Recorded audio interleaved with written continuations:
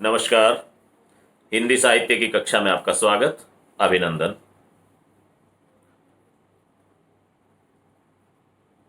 आज हम कवि केशव, उसका व्याख्या खंड, उसी में आगे अध्ययन करेंगे। विशिष्ट व्याख्याओं का अध्ययन हम कर रहे हैं। केशव की रामचंद्रिका से जो पद आपके पाठ्यक्रम में लगाए गए हैं, उन्हीं की व्याख्या और उनमें से विशिष्ट व्याख्याओं को देखने का क्रम है। पहले हमने गणेश वंदना, सरस्वती वंदना, राम वंदना इत्यादि के छंदों की व्याख्या देखी। अभी अवधभूरि शोभा वर्णन, इस पर हम आज चर्चा करेंगे, विमर्श करेंगे, इनकी व्याख्या की बात करेंगे। हमारे विद्यार्थी समझें, व्याख्या भी साथ में समझ लें और प्रश्नोत्तर के दौरान भी इनको किस तरह से उद्धरण के रूप में, उदाहरण के रूप में आपको देना है, उस रूप में आप समझते चलें। इनका भाव पक्ष, कला पक्ष, इसकी दृष्टि से भी समझें। अवधपुरी, अवधपुरी अयोध्या का ही नाम है। अयोध्या की शोभा का वर्णन केशवदास करते हैं। पहले मैं छंद पढ़ता हूं, आप सुनिएगा, उसके बाद उसका अर्थ समझें।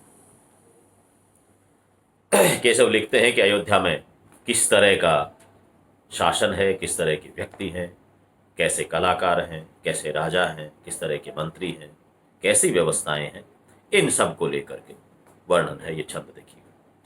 कवि कुल विद्याधर सकल कलाधर राज राजवर वेश बने। केशव का जो अंदाज है कविता का अपना, केशव ब्रजभाषा के कवि हैं और छंदोबद्ध रचना में, रीतिकाल की रचना में केशव का अपना एक अलग मुकाम है। उसी रूप में वो छंद लिखते हैं। कवि कुल विद्याधर सकल कलाधर राज राजवर वेश बने। गणपति सुखदायक पशुपति लायक सूर सहायक कौन गने। सेनापति बुधजन मंगल गुरुजन धर्मराज मन बुद्धि धनी। बहु शुभ मन साकर करुणामय अरु सुर तरंगिनी शोभनी। ये छंद अर्थ समझे।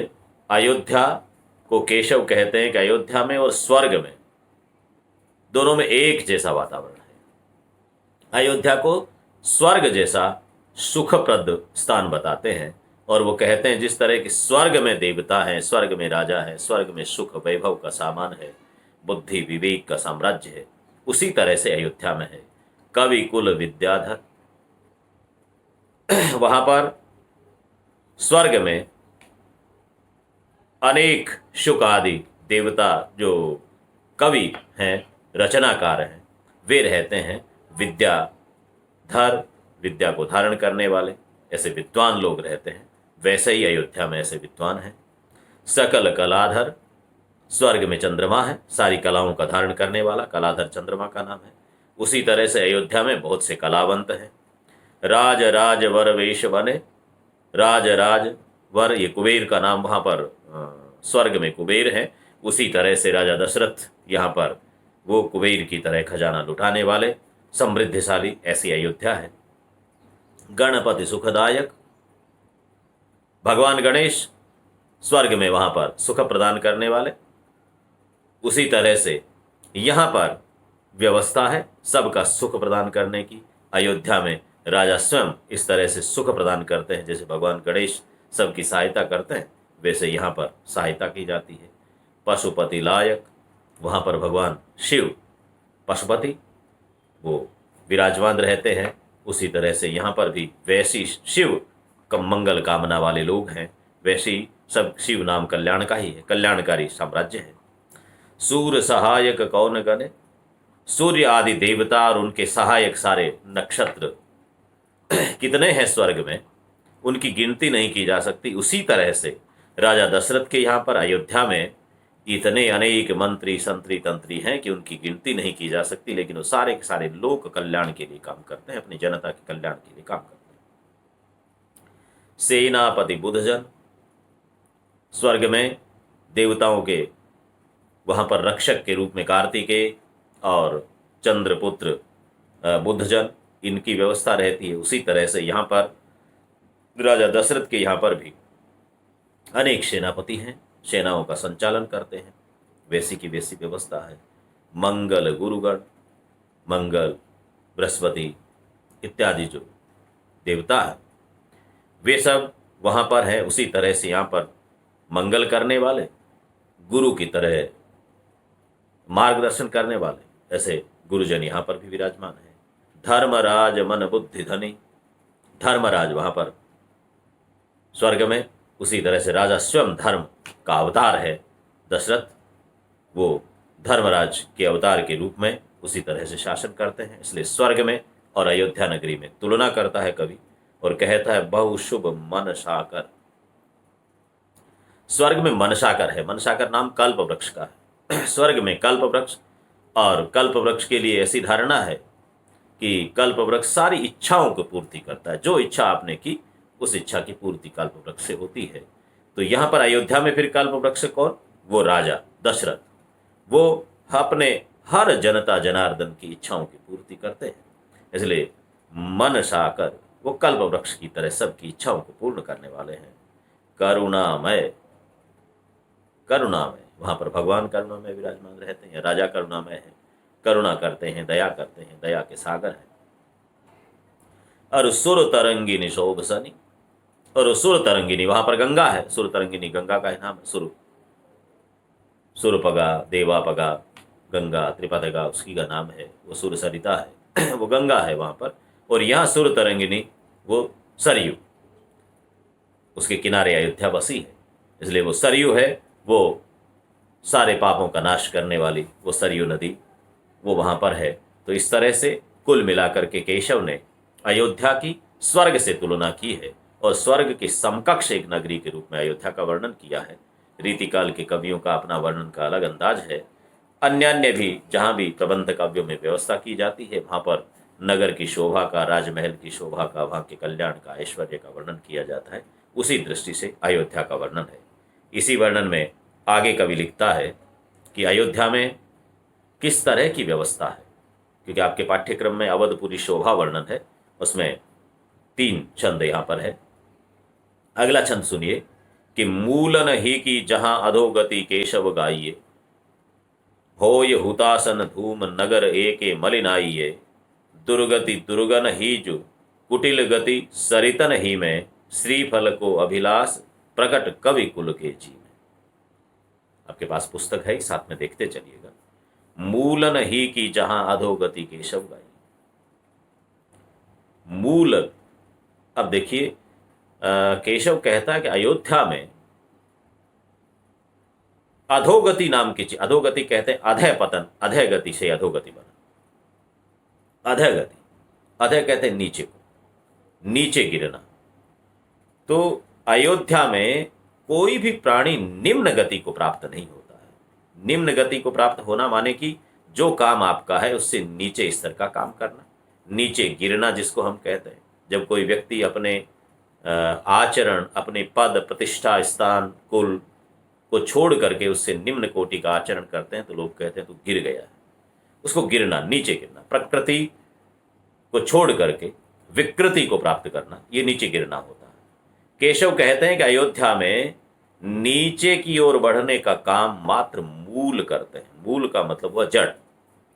मूलन ही की जहां अधोगति केशव गाई, माने कि अयोध्या में सभी ऊर्ध्वगामी है, ऊपर उठने वाले हैं, उच्च काम करते हैं, ऊपर की ओर बढ़ते हैं, आगे बढ़ते हैं, उच्चता को प्राप्त करते हैं।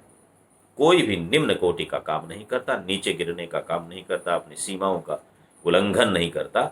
इसलिए मात्र जड़ें नीचे बढ़ती है, बाकी सब ऊपर बढ़ते हैं, ऊर्ध्वगामी होते हैं, अधयगामी कोई नहीं।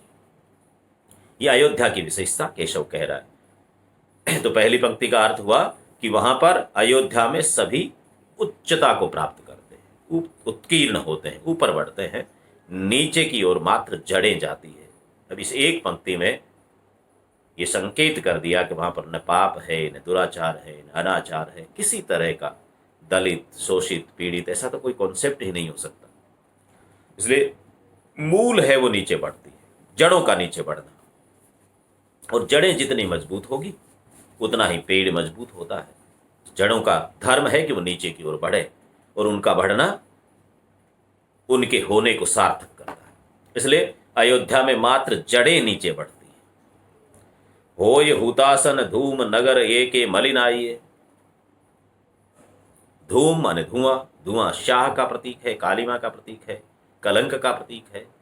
तो कालीमा नाम की चीज दूसरी कहीं नहीं है, मात्र आग जहां होती है वहां पर धुआं उठता है, और कहीं भी धूम नहीं, किसी तरह का धुएं का कोई विषय नहीं, किसी तरह की धुंधलाहट नहीं, कोई मलिनता नहीं, कोई मैल नहीं, किसी तरह का दुराव छुपाव नहीं।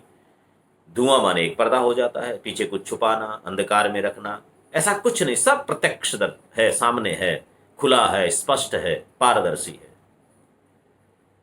दुर्गति दुर्गन ही जो, दुर्गति दुर्गन ही, दुर्गों की दुर्गति होती है। दूसरे जो दुर्ग हैं, जो अयोध्या के बराबर सर उठाना चाहते हैं, जो उससे लड़ना चाहते हैं, उनकी तो दुर्गति होती है, क्योंकि किसी राजा के सामने यदि कोई चुनौती देता है तो अयोध्या के राजा के सामने दूसरा टिक नहीं पाता, तो उनकी दुर्गों की तो दुर्गति होती है। दूसरा कुछ जगह पर मिलता है दुर्गति दुर्जन ही की, दुर्जन लोगों की, तो दुर्जन तो है ही नहीं, पहले बात हो गई। तो यह दुर्गन शब्द है, दुर्ग।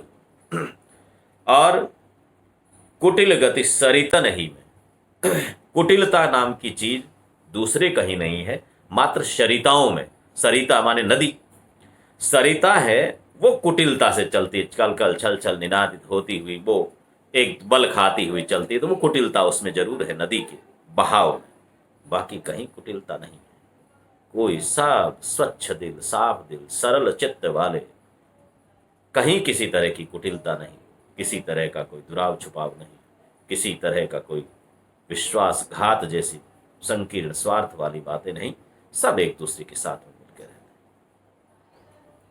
श्रीफल की को अभिलाष प्रकट कवि कुल के जी में। श्रीफल के दोनों अर्थ हैं। श्रीफल माने बील्व पत्र भी है और कुछ भी है, स्तन भी है।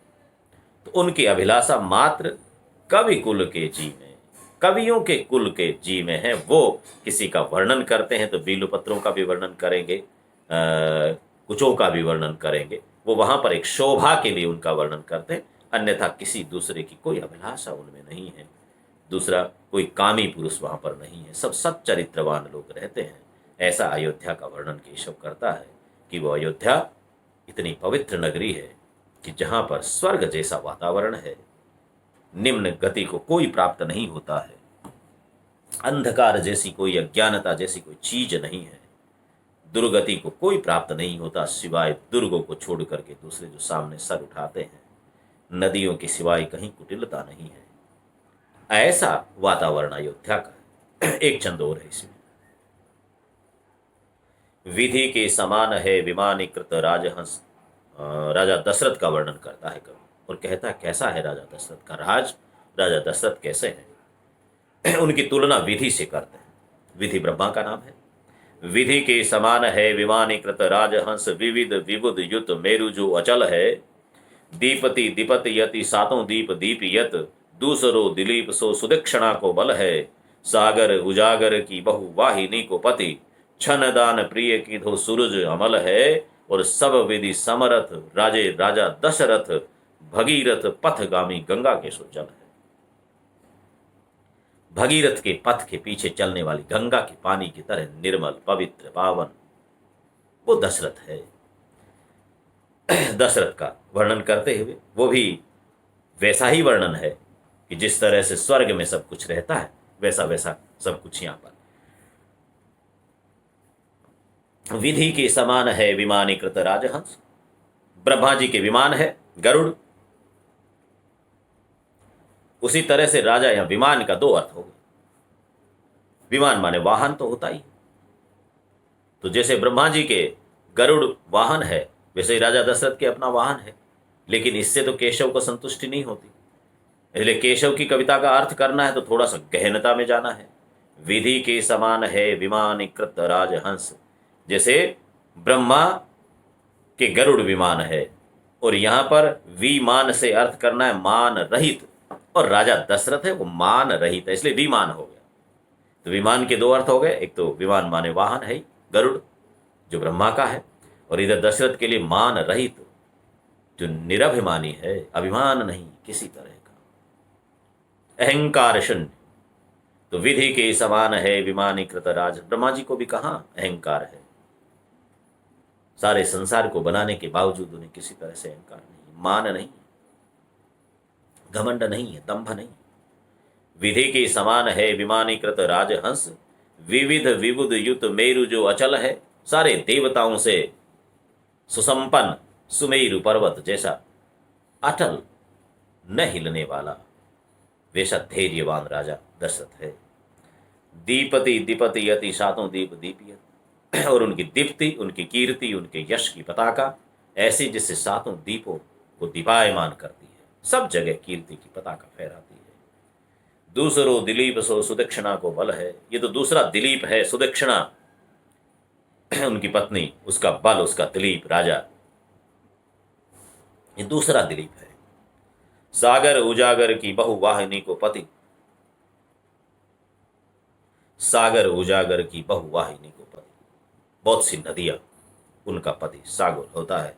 ऐसे बहुत सी सेनाएं, बहुत से राज उनको अपना राजा मानते हैं, अपना पति मानते हैं, अपना स्वामी मानते हैं, अपना मालिक मानते हैं। वो राजा दशरथ है।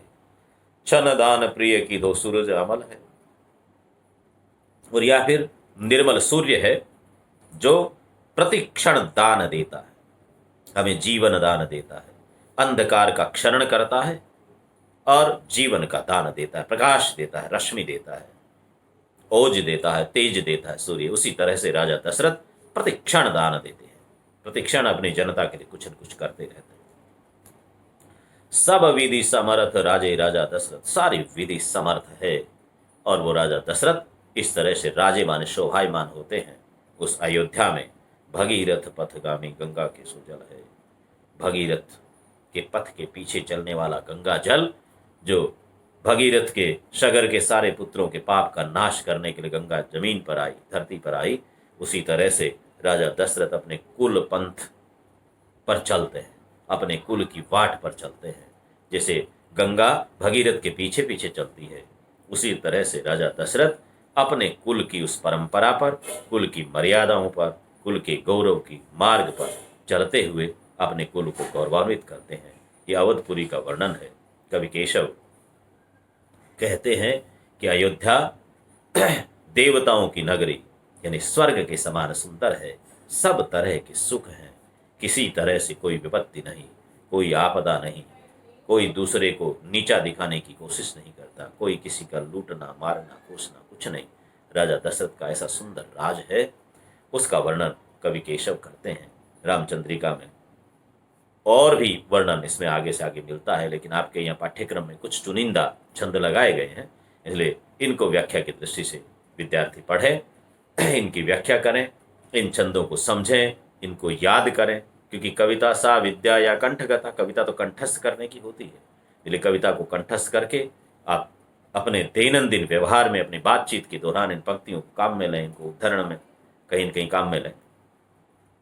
परीक्षा में प्रश्न लिखते समय भी जो आपके निबंधात्मक आलोचनात्मक प्रश्न हैं, उनमें भी इनको काम में लें, तभी आप सही से उत्तर दे पाएंगे, आपके उत्तर का परीक्षक पर प्रभाव होगा और आपको गहनता से पढ़ना चाहिए। यहाँ पाठ्यक्रम में कोई भी चीज़ लगाने का मतलब है कि आप उससे जुड़ें, संदर्भ ग्रंथ के रूप में उस ग्रंथ को पढ़ें, या मात्र परिचयात्मक कुछ चीज़ें दी जाती हैं।